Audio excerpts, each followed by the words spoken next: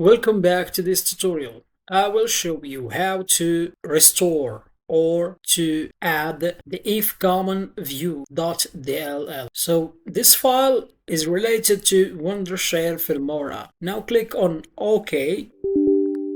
OK once again. This is happening when you need to launch your Filmora Wondershare. Click on this button. Now go to Windows, then click on Settings.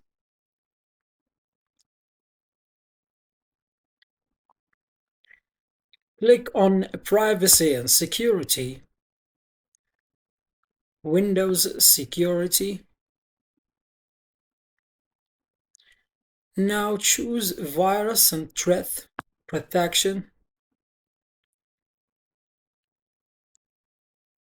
Click on Protection History. Now check this. Click on Yes.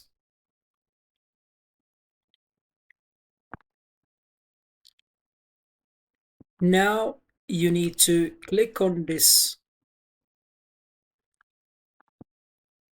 and click on Restore. Accept Yes. Now go once again and launch your Filmora Wondershare. Now Filmora Wondershare is working normally. Thank you for watching this video.